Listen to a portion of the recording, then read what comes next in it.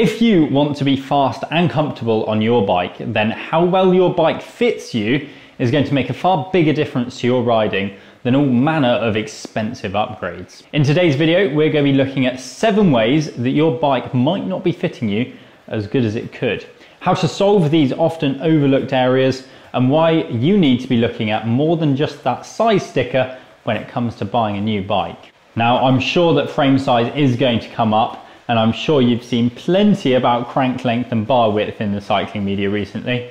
Well, Luke from Synergy Performance in Cardiff is where I come when I'm in need of answers, and it turns out there's quite a lot of things that we should be looking out for. Where to begin? Oh boy. Number 1. Yeah. So this is something I see a lot of, really common, is reach too long. The body is really good at telling you when something is not right. A few things to look out for.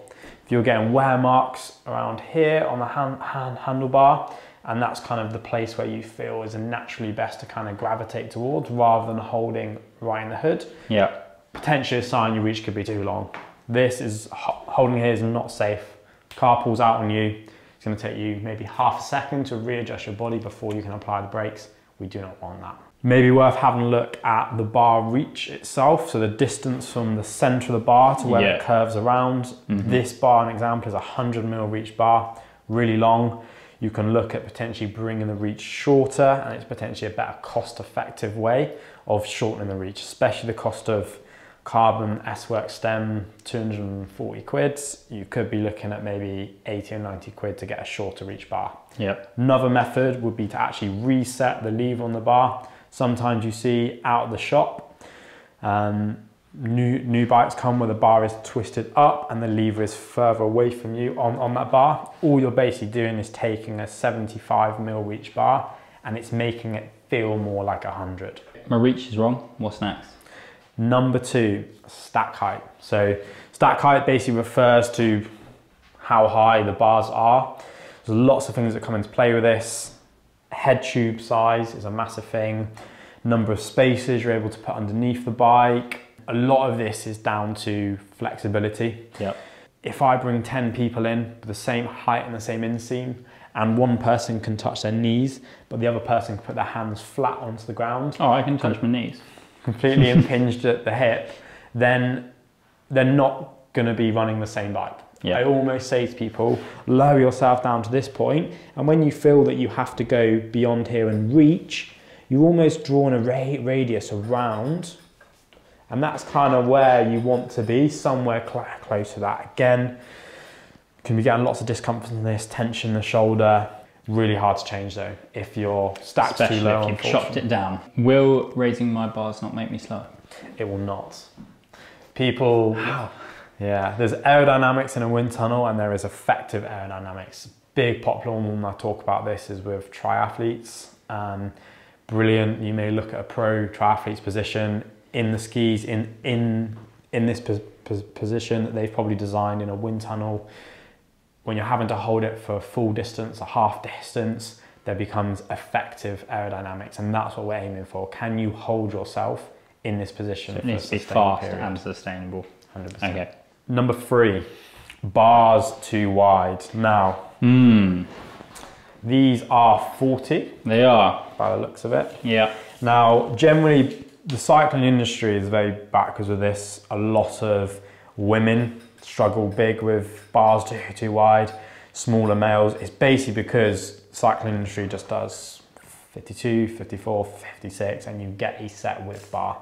If you're holding onto the bars a lot and you're doing almost rolling this wrist inwards, where you're compressing the wrist like this to make it narrower, this is one we don't like this, numbness in hands, a lot of potential discomforts that can be suffered here. We also, kind of linking back to the other two, we don't want locked out elbows. I want to encourage a little bit of so if I was like there, bend, relaxation in the elbow, that's what I want to see. Effective way to do this, measure your shoulder width apart, either go kind of, ideally match that, you can go a little bit narrower, tiny bit wider. In your case, you're measuring between a 39 and a 40, so 40 is not a bad option for you, but I know that you care about going quick. I do. And in my opinion, I reckon if you went to a 38, you would actually enjoy the feel of it. It would feel a little bit more compact. 38 is.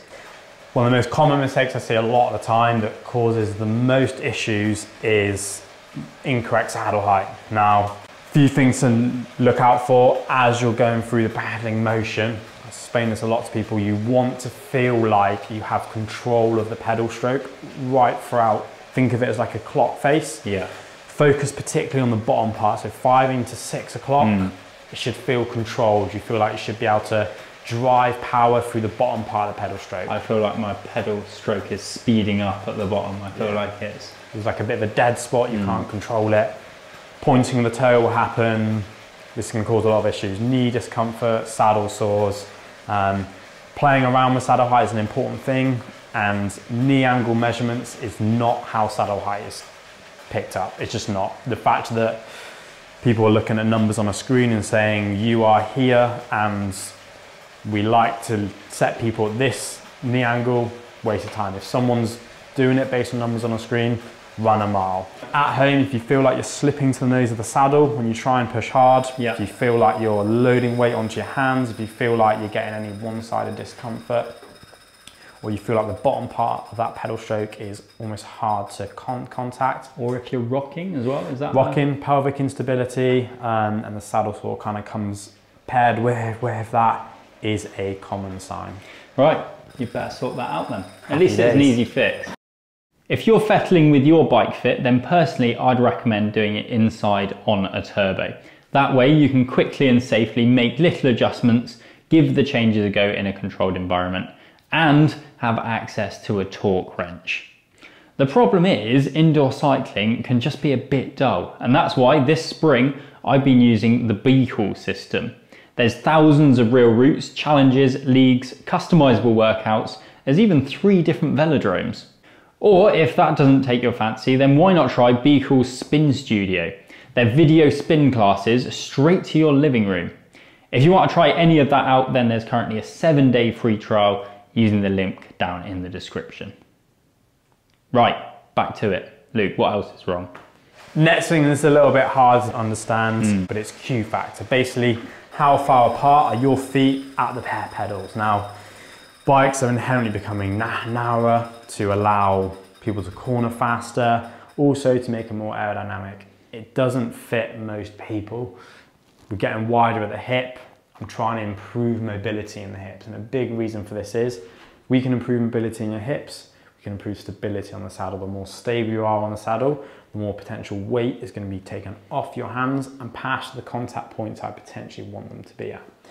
I would say one thing to bear in mind, if you potentially struggle when you lift your knee up to rotate your hip inwards and close your hip, it's a good indication that you're probably going to need to trial increasing the Q factor. Yeah. What I would say, you can get little washers that we've discussed, potentially wider axle pedal, trial it, test it.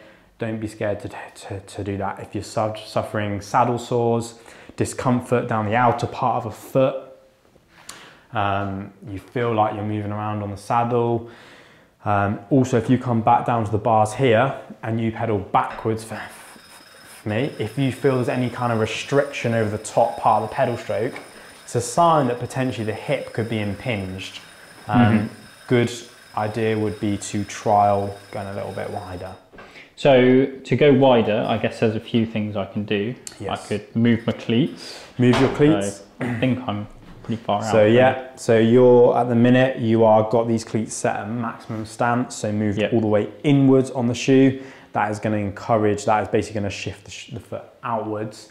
Good sign at home if your potential stance is too narrow. You could be getting wear marks on the outside of your cranks and wear marks on the inside of your shoe where that's striking, just because naturally you may want to be turning your heels inwards and then you're striking that. On to the next How one. else doesn't my bike fit me? Talks about this one a lot, crank length. Now, tightness in the hips or instability in the hips can cause a lot of movement, a lot of rocking side to side. If this is a common thing and you're riding the bike for 3-4 hours, the body's potentially going to, right, let's just protect my dominant side, let's protect my right hand side. And why I see a lot of is right hand people having left hand sided saddle sores because of that.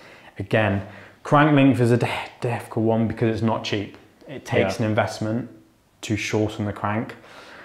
There are tools that we can use, like as some bike fitters, we use a set of crank that basically allows us to trial a few different options.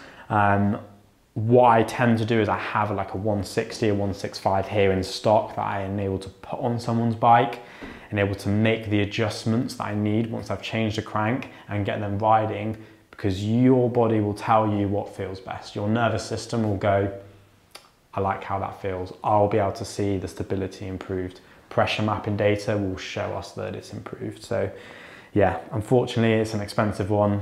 But there's only one way to shorten them. 160s are pretty common in the peloton now, 165s, and Vingegaard 150s. Yeah. What's going on? I'd almost say that 160 and 165 is almost the new norm, like 170 and 172.5 used to be. Yeah. For sure. So that is one thing that we can copy the pros on. Certainly. Number 7. Now this is a easy fix for adjusting basically the reach, how far the brake lever is away from your hand. Now what I see a lot of is obviously out the box it comes set to the maximum amount of reach. So just in under here in both SRAM and Shimano, it's a little 2.5mm hex or Allen key on Shimano, and it allows you to basically adjust this and toe the lever slightly further inwards. If you're kind of descending and you feel like to pull the brake, you have to almost reach around to grab the brake. Maybe a good sign that you may need to decrease the reach or decrease how far you're having to pull that. Be careful though, if you're running worn pads and you do this, you may find that if you bring it all the way in, it kind of touches the back of the bar. Do not recommend that, don't do that. Kind of make sure that when you toe it in, there's still enough bite on the pad that it catches before it touches the back of the bar. But it's more of a confidence inspiring thing. And yeah, it's a simple fix. So I think like some people struggle more from, especially with smaller hands, struggle from the drops. 100%. Yeah. So yeah, make sure that you set it up, not just so that you can reach them all right from the hoods, but 100%. Yeah. Right. Get your Allen key in there then. Let us know if you think your bike fits you in the comments below, as well as whether you've looked at swapping out any of these bits. As always, if you enjoyed this content, then please give it a like and subscribe to the channel for lots more bike stuff.